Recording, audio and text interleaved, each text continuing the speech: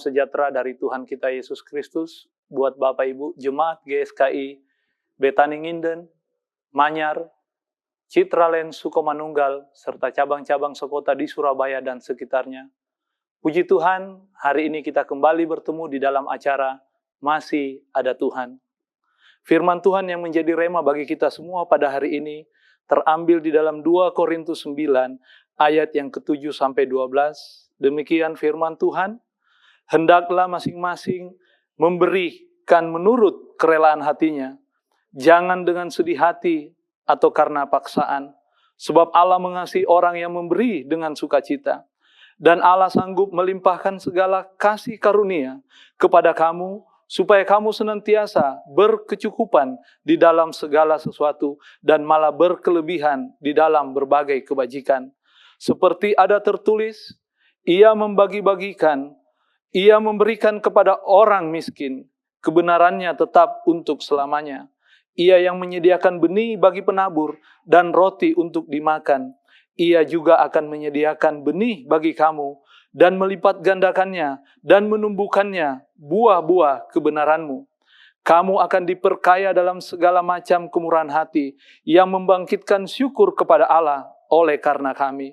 Sebab pelayanan kasih yang berisi pemberian ini bukan hanya mencukupkan keperluan orang-orang kudus, tetapi juga melimpahkan ucapan syukur kepada Allah. Bapak Ibu yang dikasihi Tuhan, firman Tuhan yang kita baca dilatar belakangi oleh karena jemaat di Korintus sudah mengungkapkan janji akan membantu gereja Tuhan di Yerusalem, akan membantu orang-orang kudus di Yerusalem. Kalau kita membaca di dalam 2 Korintus 9 ayat yang pertama sampai ayat yang kelima, di situ Rasul Paulus mengingatkan kepada jemaat di Korintus agar mereka menepati janji yang mereka sudah ucapkan berapa tahun yang lalu.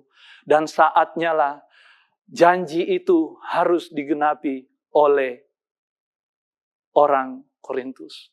Bapak Ibu yang dikasihi Tuhan, seringkali sebagai orang-orang percaya, kita berjanji bahwa kita akan terlibat di dalam pelayanan-pelayanan yang Tuhan izinkan ada di dalam kehidupan kita. Bahkan siap untuk membantu gereja Tuhan, orang-orang percaya, orang-orang kudus. Tetapi seringkali semua apa yang kita janjikan itu tidak bisa kita laksanakan.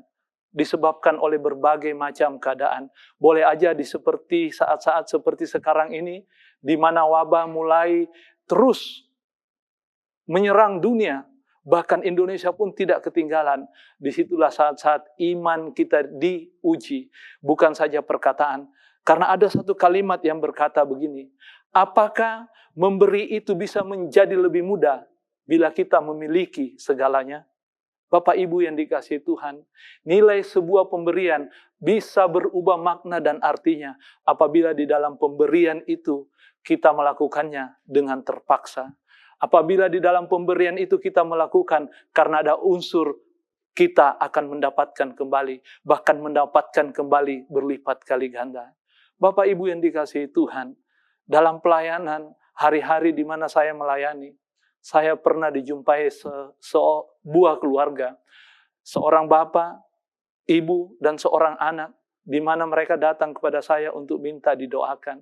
Ketika saya mendoakan, mereka juga meminta kepada saya untuk menjadi wakil mereka untuk datang kepada seorang wanita yang dahulu adalah tunangan daripada anak mereka. Tetapi karena pertunangan ini putus di tengah jalan, maka keluarga ini meminta kepada saya sebagai hamba Tuhan untuk datang kepada mereka, keluarga perempuan ini, untuk meminta kembali segala sesuatu yang sudah mereka berikan kepada keluarga dari pihak perempuan, baik itu kendaraan, baik itu cincin, perhiasan, dan semua yang sudah mereka berikan. Itulah pemberian yang mempunyai dalam arti kata mempunyai syarat. Mereka memberi karena syarat, dengan syarat ketika mereka mampu mempertunangkan anak mereka dan membawa mereka ke pernikahan. Bapak Ibu kekasih Tuhan, apakah kita pun dalam pelayanan kita? Apakah kita dalam iman kepercayaan kita kepada Kristus memperlakukan Tuhan juga demikian? Kita memberi dengan maksud agar Tuhan memberkati kita. Bapak Ibu yang dikasihi Tuhan, firman Tuhan yang kita baca, ini adalah nasihat, ini adalah teguran Paulus kepada jemaat di Korintus. Karena mereka melupakan janji mereka, apa yang mereka ucapkan tidak mereka laksanakan, sehingga Paulus menulis surat ini. Bapak Ibu yang dikasihi Tuhan, dengarkan firman Tuhan, ayat yang ke-7 berkata, hendaklah masing-masing memberi menurut kerelaan hatinya, jangan dengan sedih atau karena paksaan, sebab Allah mengasihi orang yang memberi dengan sukacita. Orang yang memberi dengan sukacita dikatakan, itu sangat dikasihi Allah. Bapak Ibu yang dikasihi Tuhan, di saat-saat kesukaran seperti saat ini, roda pelayanan baik yang ada di dalam gereja harus terus berjalan seperti siang hari ini. Pelayanan melalui video ini pun itu sangat membutuhkan biaya.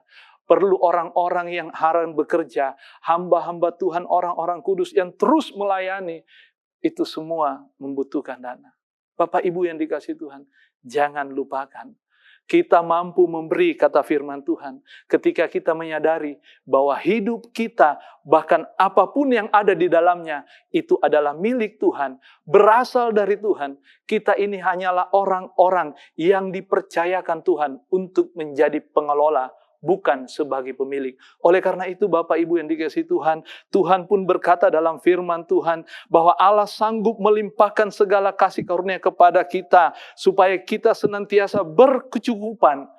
Kita mampu memberi apabila kita percaya bahwa Allah sanggup memenuhi segala keperluan kita menurut kekayaan dan kemurahannya. Filipi pasal 4 ayat 19, Rasul Paulus menulis demikian, bahwa Allahku kan memenuhi segala keperluanku menurut kekayaan dan kemurahannya. Dia Allah yang kaya, Dia Allah yang sanggup melimpahkan kasih karunia-Nya kepada kita, terlebih apapun yang menjadi kebutuhan kita, sanggup Dia cukupkan. Kita mampu memberi di saat-saat seperti ini ketika kita tahu kita ini adalah hamba bukan Tuhan. Kita ini adalah pelayan-pelayan Tuhan. Firman Tuhan kalau kita baca di dalam Ibrani 13 ayat 5 berkata demikian.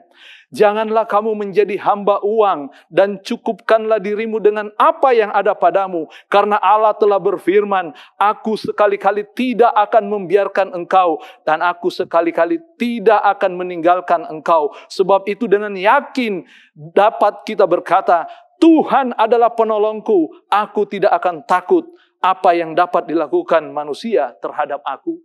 Bapak Ibu yang dikasihi Tuhan, ketika kita memposisikan hidup kita sebagai hamba, kita percaya Allah yang adalah Bapa kita, Allah yang adalah Tuhan kita, Dia sanggup memenuhi segala kebutuhan kita. Sehingga kita tidak perlu takut, tidak perlu khawatir ketika kita harus memberi bagi umat Tuhan, memberi bagi pelayanan Tuhan, khususnya memberi bagi rumah Tuhan. Kita tidak perlu takut, karena firman Tuhan berkata, apa yang kita beri itu pun, benih yang kita tabur itu pun berasal dari Allah. Oleh karena itu kita tidak perlu takut.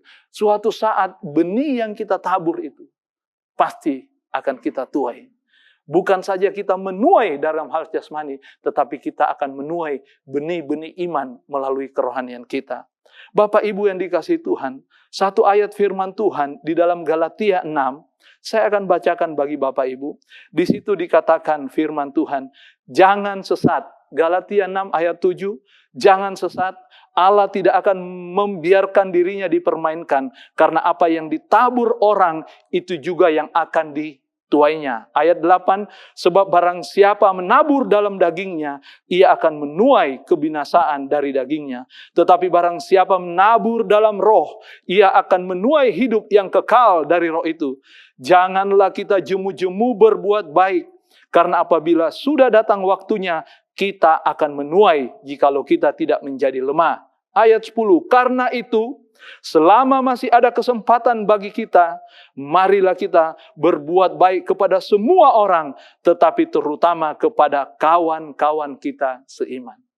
Mari Bapak Ibu yang dikasihi Tuhan, pemberian yang kita lakukan, baik itu kepada rumah Tuhan, baik kepada orang-orang kudus, hamba Tuhan, orang percaya, kawan seiman kita, dikatakan firman Tuhan yang kita baca, itu akan mendatangkan ucapan syukur kepada Allah.